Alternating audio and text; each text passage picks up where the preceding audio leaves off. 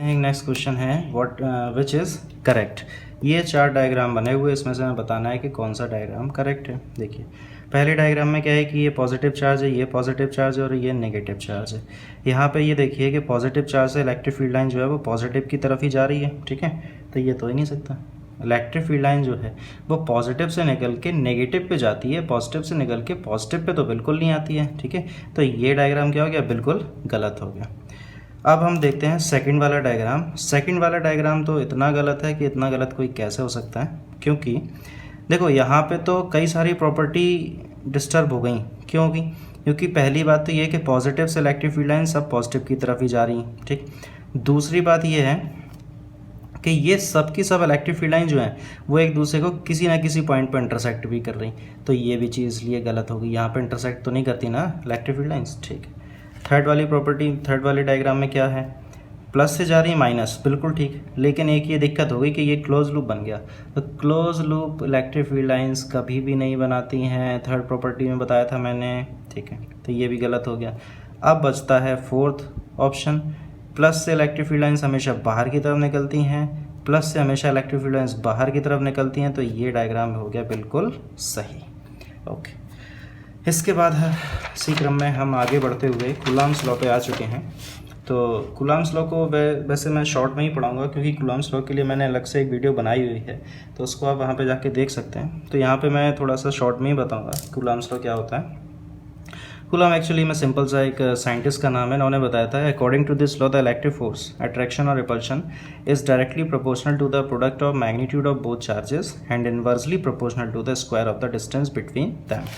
इसका सीधा सा मतलब क्या कहता है कि जो इलेक्ट्रिक फोर्स है वो Q1 इंटू Q2 के प्रोपोर्शनल होगा, और ये F जो है वो 1/r² के भी डायरेक्टली प्रोपोर्शनल होगा। अब इन दोनों इक्वेशंस को अगर हम कंबाइन करेंगे तो कंबाइन करके स्टूडेंट्स हमें क्या मिल जाएगा, F proportional to Q1 into Q2/r², ठीक है। अब यहाँ पे प्रोपोर्शनल जब हम हटाएंगे तो प्रोपोर्शनल हटाने के बाद हम क्या अप्लाई करते हैं, एक कांस्टेंट अप्लाई करते हैं। इस कांस्टेंट को हम बोलते हैं 1/4πε0, और Q1 Q2/r² तो रहेगा एज इट इज़। लेकिन बच्चों एक चीज़ को याद रखना कि ये फॉर्मूला सिर्फ तब वैलिड होगा जब दोनों चार्जेस के बीच में कोई मीडियम ना हो, यानी दोनों चार्जेस के बीच में क्या हो, हमेशा एयर हो, ठीक है। तो ये फॉर्मूला सिर्फ एयर के लिए वैलिड होगा। अब यहाँ पे जो 1/4πε0 है वो क्या है, कांस्टेंट है, और इसकी वैल्यू क्या होती है 9 × 10⁹ न्यूटन मीटर स्क्वायर पर कूलॉम स्क्वायर। अब इसका ये यूनिट कैसे होता है वो आप उस वीडियो में जाके देख सकते हैं, उसकी लिंक मैं अपने चैनल पे दे दूंगा नीचे, ठीक है। तो उसको आप वहाँ से देख लीजिएगा। यहाँ पे ε0 क्या होता है, ε0 होता है, इसकी वैल्यू है 8.85 × 10⁻⁻12 कूलॉम स्क्वायर पर न्यूटन मीटर स्क्वायर। और इसका नाम हम क्या लिखते हैं, इसको लिखते हैं हम परमिटिविटी ऑफ फ्री स्पेस, इसको लिखते हैं परमिटिविटी ऑफ फ्री स्पेस, ठीक है। ε0 का ये यूनिट कैसे आया, देखिए ये जो ε0 का यूनिट आया है ये इसी से आया है, ठीक है। क्योंकि यहाँ पे ε0 अपॉन में है और यहाँ यूनिट लिखा है न्यूटन मीटर स्क्वायर पर कूलॉम स्क्वायर। अब जब ε0 को आप यहाँ ले जाएंगे तो ये यूनिट कैसा हो जाएगा, इधर आएगा, तो ये यूनिट उल्टा हो जाएगा। यहाँ पे जो कूलॉम स्क्वायर है वो ऊपर चला जाएगा, न्यूटन मीटर स्क्वायर वो नीचे आ जाएगा, तो ये आ गया यूनिट इसका, सिंपल है, ठीक है। अब यहाँ पे आता है कि अगर दोनों चार्जेस के बीच में कोई डाइलेक्ट्रिक मीडियम मान लीजिए इंसर्ट करा दिया, तो उसको कैसे लिखेंगे, if any dielectric medium of dielectric constant के वर inserted between the charges, then now what happens। तो इसके में क्या होता है, जब हम डाइलेक्ट्रिक मीडियम को इंसर्ट करा देते हैं, F is equal to 1/4πε0 K Q1 Q2 upon R square. यहाँ पे क्या आ गया स्टूडेंट्स, K का मल्टीप्लाई हो गया, ठीक है। K क्या है, डाइलेक्ट्रिक कांस्टेंट है। इसको हम मान लेंगे फोर्थ इक्वेशन, और ये फॉर्मूला कब वैलिड होगा, जब दोनों चार्जेस के बीच में मीडियम आ गया, कोई ना कोई मीडियम आ गया। अब हम क्या करेंगे, थर्ड इक्वेशन को और फोर्थ इक्वेशन को हम डिवाइड कर लेंगे या कंपेयर कर देंगे, कुछ भी कह सकते हो। तो हो जाएगा FA upon FM is equal to 1/4πε0 Q1 Q2 upon R square divided by 1/4πε0 K Q1 Q2 upon R square. Simple सी बात है कि ये Q1 Q2 upon R square इस Q1 Q2 upon R square से कैंसिल हो गया, ये 1/4πε0 इस 1/4πε0 से कैंसिल हो गया। तो हमारे पास क्या बचा है, सिर्फ FA upon FM is equal to K। ये K जो है वो सबसे ऊपर जाएगा, तो आ जाएगा FM is equal to FA upon K। ये आ गया हमारे पास एक और फॉर्मूला। इस फॉर्मूले से हमें ये पता चलता है कि एयर में जो फोर्स लग रहा था चार्जेस के बीच में, वो मीडियम के फोर्स से ज़्यादा था, क्योंकि यहाँ पे K का क्या हो रहा है, डिवाइड हो रहा है। जैसे मान लीजिए दो चार्जेस के बीच में जब कोई मीडियम नहीं है तो एयर होगा। तो मान लीजिए कि फोर्स लग रहा है 80 न्यूटन दोनों के चार्जेस के बीच में, और K की वैल्यू है 8 न्यूटन, सॉरी 8, मतलब K क्या है, डाइलेक्ट्रिक कांस्टेंट है चार्जेस के बीच में, डाइलेक्ट्रिक कांस्टेंट का, जिसका डाइलेक्ट्रिक कांस्टेंट 8 है, उसका मीडियम इंसर्ट करा दिया है। तो अब पूछा गया है कि जो मीडियम इंसर्ट कराया तो अभी फोर्स कितना हो जाएगा, तो ये फॉर्मूला अप्लाई करेंगे तो क्या हो जाएगा, FM is equal to FA upon K। तो ये कितना आ गया, 10 न्यूटन आ गया। अब बताइए 10 न्यूटन ज़्यादा है कि 80 न्यूटन ज़्यादा है, ऑब्वियस सी बात है कि 80 न्यूटन ज़्यादा है, यानी मीडियम में क्या हो गया, फोर्स की वैल्यू कम हो जाएगी, ठीक है। तो इसको हम क्या लिख सकते हैं, then we can say that electric force decreases in the presence of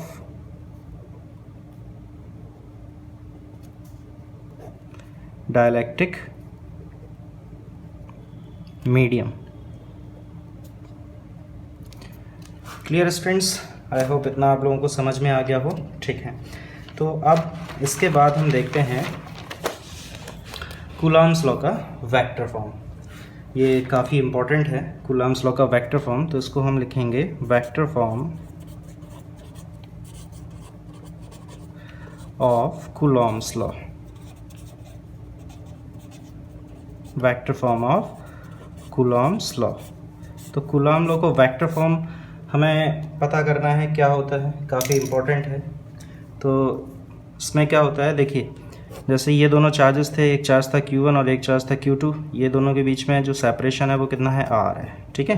अब Q1 से Q2 की डिस्टेंस कितनी है, R, और Q2 से Q1 की डिस्टेंस भी कितनी है, सेम R ही है, ठीक है। लेकिन बस Q1 से Q2 की जैसे डिस्टेंस हम मेज़र करेंगे तो इस डायरेक्शन में मूव करना पड़ेगा, और Q2 से Q1 की डिस्टेंस जब हम मेज़र करेंगे तो इस डायरेक्शन में मोशन करना पड़ेगा, ठीक है।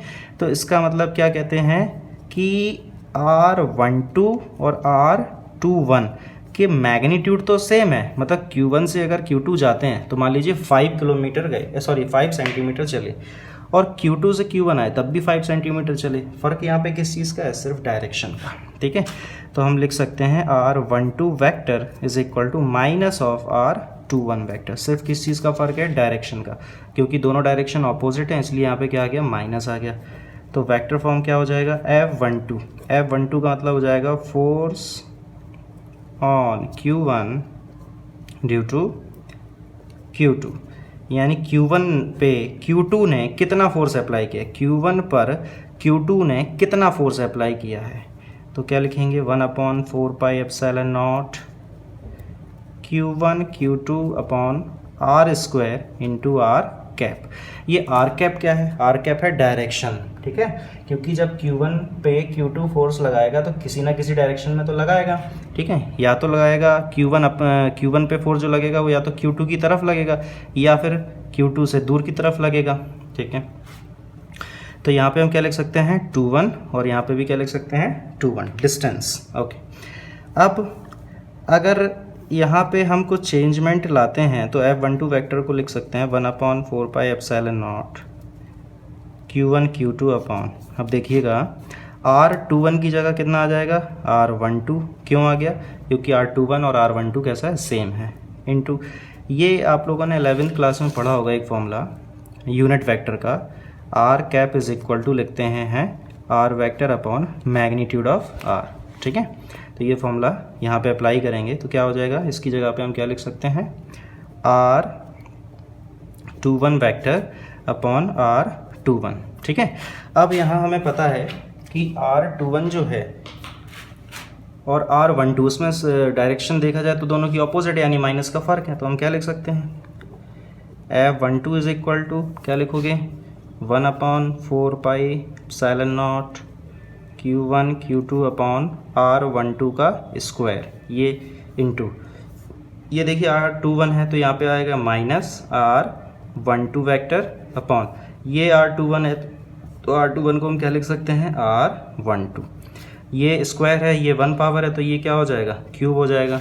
तो ये हो जाएगा है 12 vector is equal to minus 1/4πε0 Q1 Q2 upon R12 का क्यूब इंटू R12 वेक्टर। ठीक है, तो ये आया, ये किस चीज़ की वैल्यू आ गई, F12 की, यानी Q1 चार्ज पे Q2 चार्ज ने कितना फोर्स लगाया है। ठीक है, अब इसी तरह से हम निकाल सकते हैं F21 की वैल्यू। तो F21 का मतलब क्या होगा, यहाँ पे force on Q2 due to Q1, यानी Q2 पे Q1 ने आप कितना फोर्स लगाया है। तो क्या लिखोगे, similarly 1/4πε0 Q1 Q2 upon R12 का स्क्वायर इंटू R12 कैप। और R12 कैप को हम कैसे लिख सकते हैं, जैसे अभी लिखा था, R12 कैप को हम क्या लिख सकते हैं, R वेक्टर 12 अपॉन R12। तो हो जाएगा 1/4πε0 Q1 Q2 अपॉन R12 का स्क्वायर इंटू R12 को लिख सकते हैं वेक्टर R12 अपॉन R12। ठीक है, अब ये R12 और ये R12 दोनों का मल्टीप्लाई होगा तो यहाँ पावर क्यूब में चला जाएगा, क्योंकि इस पे स्क्वायर है, इस पे पावर 1 है, तो ये हो जाएगा क्यूब। तो क्या होगा, देखिए 1/4πε0 Q1 Q2 अपॉन R12 का क्यूब इंटू R12 वेक्टर। ये हमने किस चीज़ की वैल्यू निकाली है, F21 की वैल्यू निकाली है, तो ये भी कूलम्ब्स लॉ का वेक्टर फॉर्म है अपने पास। ठीक है, इसको मान लेते हैं फर्स्ट इक्वेशन और इसको मान लेते हैं सेकंड इक्वेशन। स्टूडेंट्स देखिए, इस चीज़ को हम क्या कह सकते हैं, इस चीज़ को हम क्या कह सकते हैं, देखिए ये जो चीज़ है वो यही तो लिखा है, बिल्कुल सेम टू सेम लिखा है। देखिए 1/4πε0 Q1 Q2 अपॉन R12 का क्यूब इंटू R12 वेक्टर लिखा है। तो इसकी जगह पे हम क्या लिखेंगे, F21, यानी यहाँ पे हम क्या लिख सकते हैं, F21 लिख सकते हैं। ठीक है, तो क्या हो जाएगा, एक हमारे पास इम्पॉर्टेंट रिलेशन आ जाएगा, F21 vector is equal to minus of F12 vector. ठीक है, अरे ये क्या हो गया, ये तो न्यूटन्स थर्ड लॉ आ गया। ये क्या आ गया, न्यूटन्स थर्ड लॉ आ गया। ठीक है, न्यूटन का थर्ड लॉ क्या कहता है, every action has its equal and opposite reaction. इसका मतलब क्या है कि अगर इस Q1 चार्ज ने इस Q2 चार्ज ने Q1 पे इधर फोर्स लगाया तो Q1 भी इस पे फोर्स अपोजिट डायरेक्शन में अप्लाई करेगा।